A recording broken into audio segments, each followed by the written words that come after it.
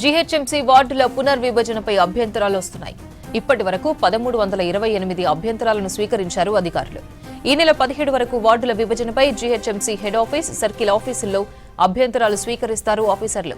మరోవైపు డీలిమిటేషన్పై ఈ నెల 16న బల్దియా ప్రత్యేక కౌన్సిల్ సమావేశం నిర్వహించనుంది. కౌన్సిల్ అభిప్రాయాన్ని సైతం పరిగణలోకి తీసుకోనున్నారు అధికారులు. వార్డుల విభజన శాస్త్రీయంగా జరగలేదని కమిషనర్ ఆర్వీ కర్ణన్ మేయర్ను కలిశారు. కాంగ్రెస్ ఎంపీలు, ఎమ్మెల్సీలు, కార్పొరేటర్లు ఒక వార్డులో తక్కువ జనాభా, మరో వార్డులో ఎక్కువ జనాభా ఉందని తెలిపారు. ఏ పారామీటర్ ఆధారంగా డీలిమిటేషన్ చేశారో కన్ఫ్యూజన్ ఉందంటున్నారు లీడర్లు. ఇదే అంశానికి సంబంధించి మరిన్ని అప్డేట్స్ సదానందం అందిస్తారు. సదానందం, గ్రేటర్లో వార్డుల విభజనపై పార్టీల అభ్యంతరాలేంటి? వార్డుల డీలిమిటేషన్ అంతా కూడా గందరగోళంగా ఉందంటూ వివిధ రాజకీయ పార్టీల నేతలతో పాటు నగరవాసులు జీహెచ్ఎంసీ ఆఫీసులకు క్యూ కడుతున్నారు. So GHMC head office, zonal offices, అలాగే సర్కిల్ ఆఫీసెస్, అలాగే రీసెంట్గా ఏర్పడినటువంటి మున్సిపాలిటీల నుంచి సర్కిల్ ఆఫీసులుగా మారినటువంటి ఆయా ఆఫీసులకు కూడా పబ్లిక్ పెద్ద ఎత్తున వస్తూ తమ అభ్యంతరాలు అలాగే సూచనలు ఏవైతే ఉన్నాయో వాటన్నిటిని కూడా ఇక్కడ లిఖితపూర్వకంగా ఇస్తున్నారు. సో ఇప్పటి వరకు అంటే లాస్ట్ 5 డేస్గా ఇప్పటి వరకు ఆల్మోస్ట్గా 1328 అభ్యంతరాలను తెలిపారు. సో ఈ అభ్యంతరాల్లో ముఖ్యంగా ఏమున్నాయంటే అటు వార్డుల డీలిమిటేషన్ అనేది శాస్త్రీయంగా జరగలేదని చెప్తున్నారు. సో అటు వీళ్ళు ఏ పారామీటర్ ఆధారంగా వీళ్ళు వార్డుల విభజన చేశారనేది ఇప్పటి వరకు ఇక్కడ అధికారులు చెప్పట్లేదు అంటున్నారు. అలాగే మొత్తం 150 ఉన్న వార్డులను 300గా విభజించారు కాబట్టి ఆ మ్యాప్ అనేది మాకు ఇవ్వట్లేదు కాబట్టి అసలు ఎలా ఉండబోతుంది ఏంటి అనేది తెలియదు అంటున్నారు. అసలు జనాభా ప్రాతిపాదికన చేశారా, లేకపోతే ఓటర్ల ప్రాతిపాదికన చేశారా, లేకపోతే బౌండరీస్ ఆధారంగా చేశారా,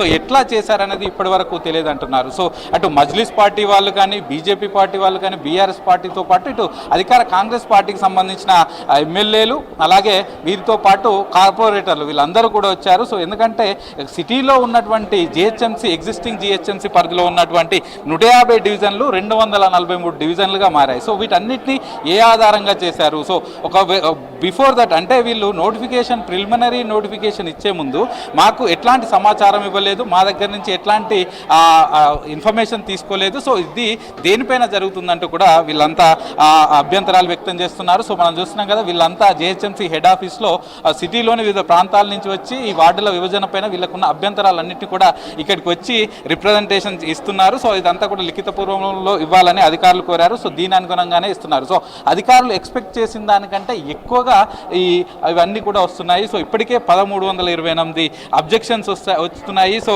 కాసేపటి క్రితమే జిహెచ్ఎంసీ కమిషనర్ అలాగే మేయర్ను కాంగ్రెస్కు సంబంధించిన కార్పొరేటర్లు అలాగే కాంగ్రెస్ ఎమ్మెల్యేలు కలిసి అడిగారు. సో మనతో కాంగ్రెస్ కార్పొరేటర్ సిఎన్ రెడ్డి ఉన్నారు. సో చెప్పండి, వివిధ పార్టీలు అంటే ప్రతిపక్షాలకు సంబంధించి వాళ్ళు వార్డుల విభజన శాస్త్రీయంగా జరగలేదని వాళ్ళు చెప్తున్నారు. సో మీరు అధికార పార్టీకి సంబంధించిన వాళ్ళు, సో మీ అబ్జెక్షన్స్ ఏమేమి ఉన్నాయి, మీ అభ్యంతరాలు ఏమేమి ఉన్నాయి?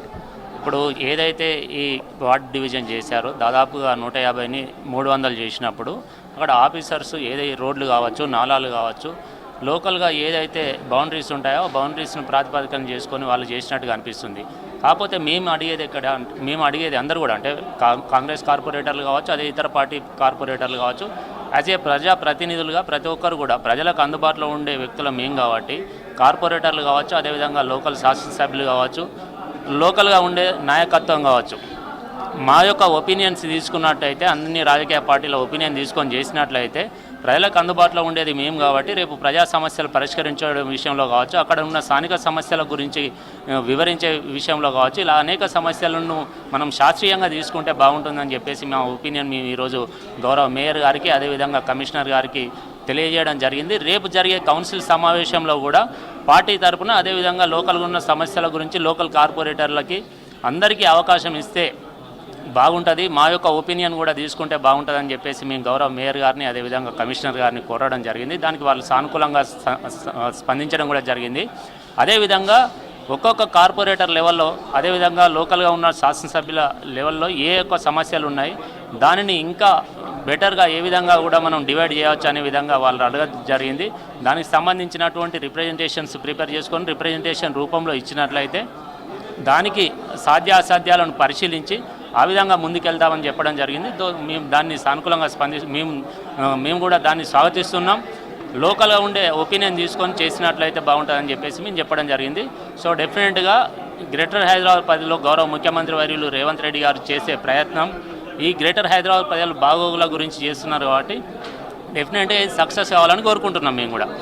చూస్తున్నాం కదా. సో ముఖ్యంగా ఇప్పటి వరకు అధికార కాంగ్రెస్ పార్టీకి సంబంధించిన కార్పొరేటర్లు ఎమ్మెల్యేలు వచ్చారు. సో మరి కాసేపట్లో బీఆర్ఎస్కి సంబంధించిన కార్పొరేటర్లు అలాగే తలసాని ఆధ్వర్యంలో ఇక్కడికి వచ్చి రిప్రజెంటేషన్ ఇస్తున్నారు. సో అలాగే పౌరులు పబ్లిక్ కూడా వాళ్లకు ఉన్నటువంటి అభ్యంతరాలన్నిటి కూడా డైరెక్ట్గా వాళ్ళు వచ్చి కూడా ప్రస్తుతం మనం చూస్తున్నాం కదా ఇక్కడ ఇస్తున్నారు. సో ముఖ్యంగా వీళ్ళు ఇచ్చే ఫిర్యాదుల్లో వార్డుల విభజన జనాభా అలాగే ఓటర్ల ప్రాతిపదికన చేశామని అధికారులు చెప్తున్నారు. సో వాళ్ళు అడిగినప్పుడు కానీ కొన్ని వార్డుల్లో కేవలం 20,000 ఓటర్ల వరకే ఒక వార్డును తయారు చేశారు. కానీ ఇంకొన్ని వాటిలో మాత్రం సుమారు 60,000 నుంచి 70,000 ఓటర్ల వరకు ఉన్నారు. సో ఇట్లా ఈ అసమానతలు ఎందుకు ఉన్నాయి? అలాగే బౌండరీస్ ఫిక్స్ చేసేటప్పుడు కూడా ఈ బౌండరీస్ నాలాలు రోడ్ల ఆధారంగా చేశామంటున్నారు. అలాగే ఇదే కాకుండా కొన్ని వార్డులు కొత్తగా ఏర్పాటు చేసినటువంటి వార్డులు ఒకే నియోజకవర్గంలో అంటే అసెంబ్లీ నియోజకవర్గంలో ఉండేలా గతంలో ఉండేవి. కానీ ఇప్పుడు ఒక్క వార్డు వచ్చేసి 2-3 అసెంబ్లీ నియోజకవర్గాల్లో ఉండడంతో తర్వాత ఇబ్బందులు అవుతాయని చెప్తున్నారు. ఇంకొందరేమో అసలు మా పబ్లిక్ మా బస్తీలు మా కాలనీలు ఒక చోట ఉంటే మాకు దూరంగా ఉన్నటువంటి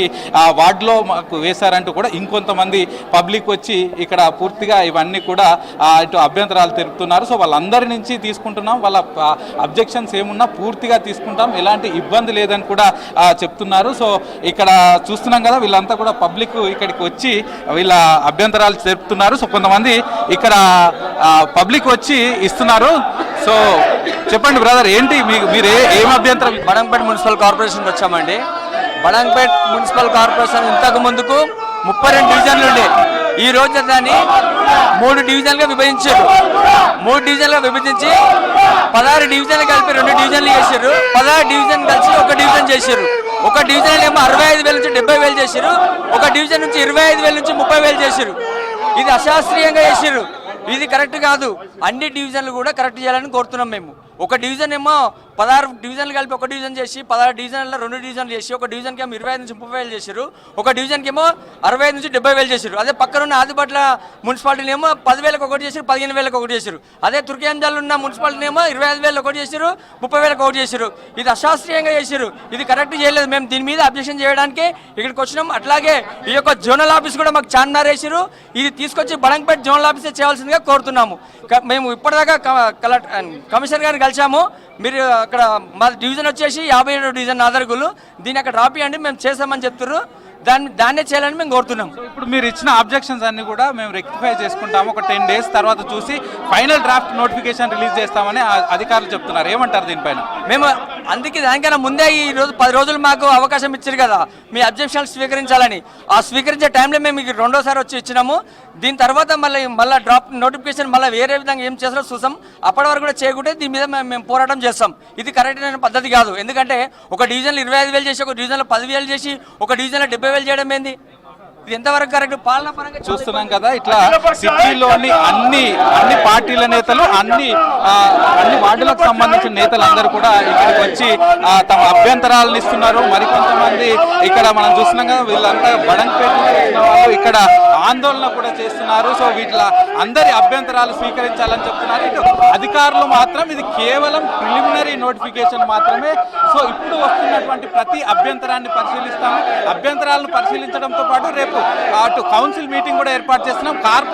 కార్పొరేటర్లు అలాగే ఎక్స్ అఫీషియో సభ్యులకు సంబంధించిన అంశాలను కూడా పరిగణలోకి తీసుకుని ఆ తర్వాతనే ఫైనల్ డ్రాఫ్ట్ నోటిఫికేషన్ రిలీజ్ చేస్తామని జిహెచ్ఎంసీ కమిషనర్ చెప్తున్నాడు.